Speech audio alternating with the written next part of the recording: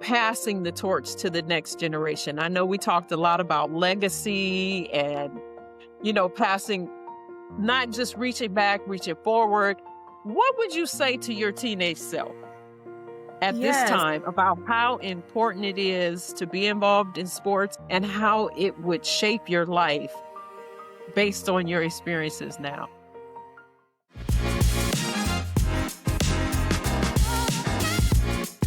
Greetings and Happy New Year! Woohoo! It is January 1st, 2026. Whew, 2025 just zipped right by. Well, welcome to the Elevated Flo Podcast. I'm your host, Coach Flo, aka the Black Rowing Queen. Typically, the Elevated Flo Podcast spotlights elite and everyday female athletes over 40, sharing how they elevate their game and their flow in sports, wellness, work, and life. My guests share powerful stories of strength, resilience, wisdom, and inspiration to help women stay active, age strong, and pass the torch to the next generation. Well, this podcast is going to be a little different. This is going to be a special podcast. I'm going to share some powerful snippets from my past guests from our Pass the Torch segment of the podcast, where they answer the question, what would you tell your younger self about playing sports and staying active? Or what would you tell a younger woman watching this podcast about the impact sports and staying active for life has on their own longevity? Their responses reflect wisdom and inspiration for the next generation and beyond. As we step into the new year, I want you to think about how these lessons can shape not only your athletic journey, but your professional one too.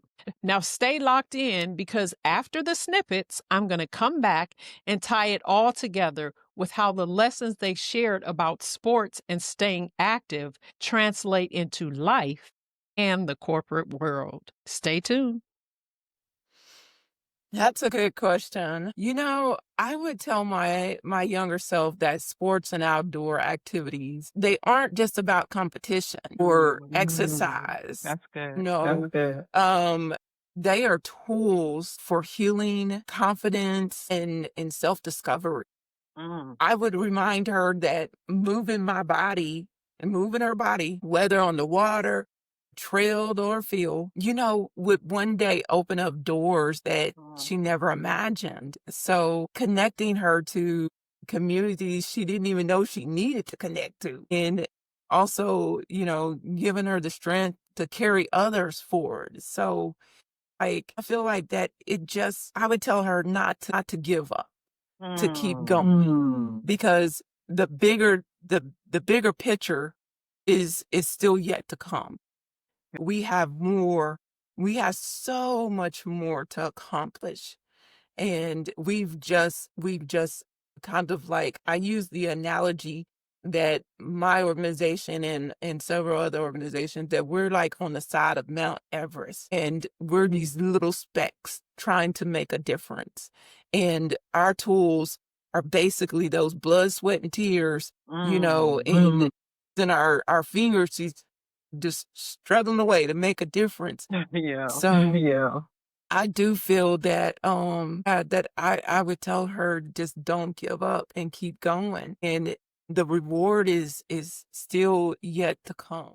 I would say movement is life. Like, you don't think about it when you're younger. You don't think about like, oh, I'm going to wake up and be 40 and possibly have my knees hurting and my back hurting, and now I got to do all this stretch. You don't think about that, So I wish I would have paid more attention. I would tell myself like glean as much as you can from middle school on. Like, maybe you don't have to do it all, but glean as much as you can. Like, I was really shy as a kid. I was scared to play sports. And I would just be like, no, just get out there and do it and try it and learn, because being exposed to different forms of movement, whether it's through sports or gymnastics or whatever it is, dance, that is only going to strengthen your body and give you a foundation Yes.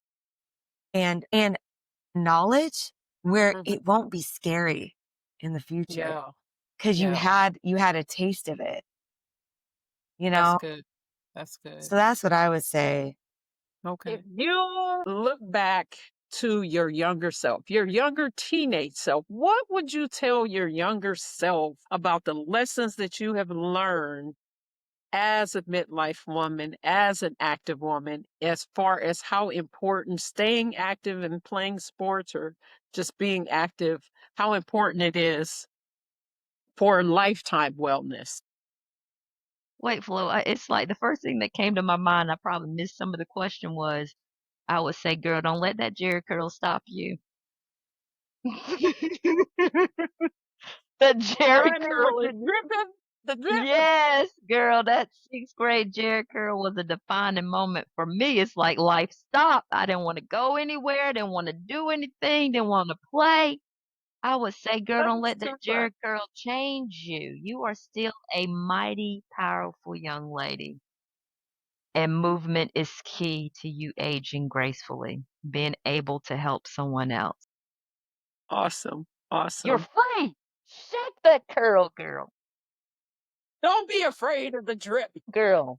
Yes, I would say, first off, be open to trying new things, be open to trying new things and not allowing a particular sport to intimidate you. If it's something you feel yourself gravitating to explore it, give it a chance, kind of give yourself the opportunity to grow with it. A lot of times we see a thing, we think about the danger because we're doing safety first, right? Um, and we're saying no. And so we already are kind of, blocking ourselves from maybe perhaps a wonderful experience or a wonderful skill set and maybe even a career. And so that's the first thing I would say, you know, explore, find the thing that makes you feel good. Yeah. And for me, running made me feel good. And then, allow yourself the opportunity to develop the disciplines to become not just better, but become the best that you can be. I was always busy as a teenager, so what I would tell them, always find something that you are good at. Whatever sports it is, be good at it. Don't just take what they tell you. You got to know what you know that I can do anything. Mm. The confidence it's got to be within. I know that some may be shy, but this is a way to come out and you were around a lot of people. Yeah. And you would encourage others if you took the first step. So take a step. Take a step. You're not walking alone. Always know that God is walking ahead of you. Mm. So you follow and you go through. Always leave somebody wondering if I did that, if she did that, then I think I want to do that. So I encourage people now to move. Mm. Don't allow the doctor to tell you when to move. Mm. It's too late. Do it on your own so that you can advance this life. We don't know what's ahead of us, but we always know what's behind us. Wow. I think I think I would tell her just what we discussed earlier about concentrating on one sport. Mm. Because if I just track is my favorite sport of all time. Like I don't care about anything else but track. Like I love track. Today I can watch track and I will get the butterflies for the runner. Like Wow. that's Okay. I love it. So I wish that I would have just concentrated on that one sport. And Mm. I think I would have went further with track than basketball. Even though I was really good at basketball, I think focusing on one sport would have made a difference in my life. Okay. What I would say to younger women, my younger self, I wish I had done more with my body because now I realize it can do more, way more than what I thought. And it just wasn't a value for me. And so until I found yoga. And so I would just say, if it's not a value of yours, I would just encourage you to figure it out, make it a value. For me, what works for me is more of a spiritual aspect of my body being a vessel, and that wanting to honor it, wanting to, be grateful for the gift of it, and just being grateful that, because literally without it, couldn't be here on this earth. Right. So I just think about it that way, like, this is my ticket to earth. So I want to take care of it. And I really feel like that. It's like, and it's not because I want to look a certain way. It's not Right. because of, oh, I got to get into a dress. It's none of that. It's just the fact that I'm gifted with a body. Everybody don't have one. Everybody don't have one. So I think about it that way. And if I had known that back then, I would have just all kind of habits that I had back then would have probably got changed. And so if you start early by just aligning yourself with who you really want to be, Right. and not thinking it's just going to happen organically, then it's a good thing to do. You got to understand, this battle is not at the gym or with the battle is in your mind. Okay. What would you tell your teenage self about the importance of health, movement, and caring for your mental and emotional well-being with all the information that you know now? The physical and mental well-being is well-being, right? Like you cannot have one without the other. If there's a couple of days where I don't get a workout in, then my mental game is off. It's literally like being a kid and going out for recess. We still need recess. You need to Yeah. continue to get the fitness in. People who love their pets, I'm like, you wouldn't let your pet stay in the house all day. You gotta get yourself out too. Yeah. So continue to care for yourself, and you only got this one body. So keep it as fresh and as joyful and as best you can. Tell my younger self, keep moving. And it's the key to your sanity because, I would often have older women tell me, don't get fat, don't get fat, because it's hard to take it off when you get older. And that never really resonated with me. Right. I think, and of course now as adults, we can see that there's like fat phobia and all these things that can be wrapped up in that, even though they're trying to give you healthy advice. But I think that because I struggle with mood disorder, to say, like, if you want to keep your sanity, if you want to keep your mind, you have to move. Yeah. Right? I think that if someone would have told me that when I was younger, I may have made sure I stuck to the movement and exercising and staying active, especially through the challenges when I started to really experience some of the more severe challenges for our mental health. I think I would have had that to hold on to in some way. So I would definitely tell my younger self and tell young people, just keep moving, find a way to stay active in your life. Absolutely. I love that. If you've ever led high performers and wondered why they still burn out, disengage, or plateau, this is for you. Former athletes don't struggle at work because they lack discipline. They struggle because the coaching systems that once supported their growth are gone. I work with organizations that want more than output. They want sustainable performance, retention, and leaders who thrive. Because employee wellness, well-being, development, and feedback aren't perks. They're core priorities. If you're ready to build a coaching culture that supports the whole person in work and at life, let's talk. Click the link in the description to learn more about corporate wellness and leadership development opportunities. Now let's get back to the episode. You're going to get older. You cannot stop the aging process. No matter what you do, you can't stop the aging process. Therefore, embrace working out. Start as soon as you can in regards to working out. Be mindful of what you're putting in your body.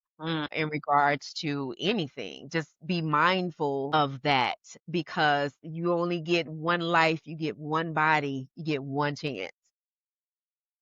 And so you want to be kind to yourself and honor your temple in all aspects. Try to eat healthy. It's not a quick fix for anything. When everybody wants to look a certain way now, they want it now. And it takes hard work, takes consistency. Be forgiving to yourself. Make sure that you find support with someone who sees you wholeheartedly as who you are, whether that's an advisor, whether it's a GA, whether it's somebody else on the team. You need to make sure that you have at least one person that sees that and that can vouch and remind you of that. Nothing remains constant except God. Mm. Everything changes. Your body, I don't care how fit that you are, your body is going to change. So, to assist it with changing in a way that it will maintain, it's important to have a steady lifestyle of movement. There's so much that goes into movement that we take for granted. Your core, right? Being able to be flexible, being able to jump. Those are things that you take for granted as a kid. Mhm. But if you don't keep with that, your body absolutely will stop doing that. And it Absolutely. will be hard to do. So then if you do it and then you stop doing it, trust me, I'm telling you, understand that it started as a kid. I maintained it and it has served me well at 50. People look at me at 50 like, oh my God. But it's not because I started at 49. Now, if you haven't and you need to start at 49, I would encourage you to do so. But her question to me was about the young people. If you start now, it will be a way of life. Mhm. So once you make it a way of life, it's not a chore. Right. It's not a chore for me to work out because I made it a part of my life. Everything that I've done along the way, fitness has always been some part of my daily routine. Just they say I don't have to go too far. I look at my kids and I tell them that you only have one body. It's only one. They say you only live once. No, you live every day, you die once. Right? Mm. Oh, I like that. And I would tell my younger self and my daughters, truly speaking, or any teenagers, that you truly only have one body. And the way in which you treat this body is the way it's going to show up for you. Wow, I told somebody that today. Yes, yes, I love it. Yes. If you love it and if you care for it, it would serve you well. If you Absolutely. neglect it and you don't care for it and you just treat it like a passing anything, it too will go away from you. And that may just be some illness, some, you know, aches and pains. So just be kind to your body. Love your body. Treat your body like your greatest prized possession. Think of something that you adore the most. Treat your body like it, and you should be just fine. Absolutely. I love that. I love Now that. That you've heard those incredible pieces of advice, let's talk about what it means for you, whether you're in the gym, on the field, on the water, or in the office. Okay, so I am going to break this up into 5 different segments. The first segment is going to be what sports gave us as athletes, or the women that were speaking, or you as an athlete very early on. The first thing is confidence. You heard all of the women talk about confidence. When you become proficient at something, it builds your confidence. You stand taller. Your shoulders are, squared. Your head is held high. You just have this confidence about you. Think about it. When you know something, you don't shrink. You feel that sense of pride in knowing. When you shrink, it's usually because you don't know something or it's because you lack confidence. So that's the first thing that sports taught us early on is confidence. Number 2 is discipline. You do what you committed to doing over time, and then it eventually becomes a habit. That discipline comes from not wanting to disappoint those who are depending on you, or whether it's your teammates, or your coach. You like the feedback and the positive reinforcement that comes from that disciplined behavior. Number 3, belonging. You start to understand that your presence matters. The team is incomplete without you. So you feel a sense of belonging, a sense of family. And maybe that's the only time that you feel family is when you are among your team. The fourth one is learning failure safely. This is an important lesson because it can shape the way that you approach new experiences or tasks in your life. This should be a time when you understand clearly that life includes failure, but the only way that you fail is if you give up and don't try again. You learn from your failures, or at least you should. It's information, it's feedback on how to proceed forward. And then the fifth one is having someone see you. Your contribution to the team is acknowledged. And sometimes as an athlete, you may even feel picked on, but hopefully if you're a parent, you will help them realize and communicate to them that if they weren't cared for, they wouldn't be picked on. And hopefully they can understand that insight as well. Now, so sport wasn't just about an activity, it was identity formation. Sports gave us a language for effort before life demanded results. Now, I don't want to take away from those athletes that had negative experiences and didn't gain this insight and this sense of belonging or confidence, or they had a negative experience that caused the adverse response. I want you to know that you are seen. Now, I have to put that out there because if this wasn't the case, we wouldn't have mandatory safe sport trainings, child abuse trainings, professional development coaching for coaches if many athletes did not experience this. So I don't want to make it seem like all playing sports has been great for everyone. If that wasn't your experience, I see you. And I'm sorry that you had to experience that. The second segment is the athlete advantage. The athlete advantage. Now, some of the themes that we saw from the guests was consistency. The only way that you get better is by being consistent. Every sport is played the same way over time. You can't think of any sport where just because one athlete doesn't get it right or doesn't improve, that they change the rules and change everything about that sport. No, you have to be consistent in order to get better. So being consistent is key in any sport and in any area of your life if you want to see improvement and growth. Number 2, accountability. Doing what you're required to do, because if you don't, on a team especially, it will be evident. Being on a team in and of itself can be a form of accountability because people are counting on you to do what you agreed to do. Number 3, showing up tired. Now, I know you may not go to work when you're tired, or, maybe you was clubbing or something like that you're just tired. And you say, nope, I'm not going to go. I won't be missed or whatever.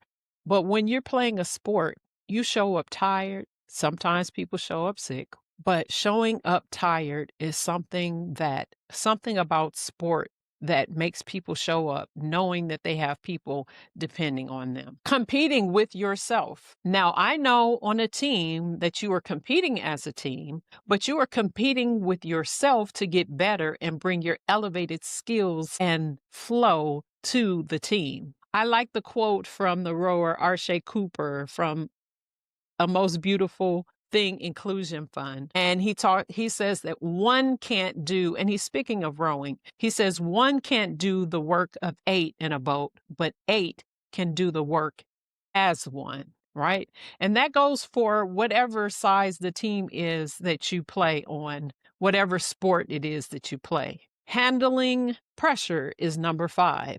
Competition is pressure no matter what level of the game you're playing. This pressure can definitely prepare you for handling pressure in life. Definitely a translation into the character that is built when you handle pressure as an athlete.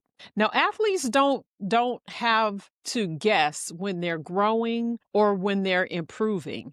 They get coached immediately. They get feedback about their performance. And it's great when you can self-correct in the moment, but as an athlete, they know that their coach is going to give them some feedback about their performance, or that coxswain is going to yell the correction in the boat. They are going to look at playback reels, game tapes, and video reviews in rowing. Performance is adjusted in real time. And these athletes know that their coach is invested in them and concerned about their whole life, or at least they should be. And that's not just about their output, because they understand the person, the athlete as a whole, has an effect on their performance. And then we leave sports and that system disappears. Think about it. A collegiate athlete has a coach, and if they transition into the professional arena, they continue to have a coach throughout their professional career as an athlete. I don't know a single athlete that gets to the pinnacle of their career and they say, you know what? I don't need a coach anymore. I'm good. I'm the best I can be. No, most athletes have a coach for the entirety of their athletic career. But if an athlete doesn't play a sport beyond college, they graduate and they're on their own to navigate life in the corporate arena, one in which they have absolutely no experience in. Make that make sense. All right, moving on to segment 3, and this is what I call the corporate gap. In corporate spaces, athletes or employees don't often get immediate feedback. Corporate spaces don't often give reviews or they're infrequent. I have a friend that was working and he was at this job for 6 months and he finally asked, am I ever going to get a performance review? And they were basically like, oh, well, no one asked for that, you know? So they gave him a performance review. And I don't know if some companies don't do it because they feel like it's associated with asking for a raise, but they did eventually give him a performance review and a raise. But usually, a lot of times, feedback or reviews are infrequent. That makes me think of a quote by another rowing coach, Craig White of Brick City Rowing in New Jersey. And he says, the truth is all of our athletes have immense potential and an extraordinary capacity for growth. So why coach without believing in them? So it's the same in corporate spaces. If you've hired someone and invested in onboarding and benefits and all the things, why not coach them or build an infrastructure for coaching to get the best results from that employee? Why not see the employee as a whole person, value the whole person, understand that everything outside of the office affects their performance inside the office? Many former athletes don't struggle at work because they lost discipline. They struggle because they lost coaching. This is prevalent among women, especially Black women, who are often expected to figure it out alone. Now I want to shift into segment 4, which is what I believe young women must advocate for in corporate spaces. I believe that you should look for mentorship, not just management. Mentorship from someone that is interested in your professional growth and development. Someone that will invest time, wisdom into helping you grow and get to the next level in your career. Number 2, feedback loops, where you can get real-time feedback and not just when you've messed up or done something wrong. Feedback is growth enhancing. Also look for companies who invest in professional development, not just performance. Number 4, companies that value the whole person, not mental and physical health. If the company values mental and physical health as a core priority, not just a wellness perk. And number 5, environments where questions are welcomed. Curiosity can be the mother of innovation. In other words, if you grew up with a coach, don't accept a workplace where no one helps you grow. What you learn in sports becomes how you lead, how you work, how you advocate, and how you live. Now, I'm going to end the podcast with our signature segment, which is passing the torch. In the spirit of the holidays, I'm going to wrap this all up with a nice bow and say, sports aren't just for medals and for wins. They prepare you for life. Activity isn't just about fitness and aesthetics. It's about longevity. And coaching isn't just for athletes. It should be available for anyone who is looking to elevate their game in sports, wellness, work, and life. So in closing, let me ask you this question. Who is mentoring or coaching you now? Who are you mentoring or coaching? This is Coach Flo signing off. If your answer was no one, go seek out a coach who can help you find your zone and elevate your flow. Peace. 1, 2,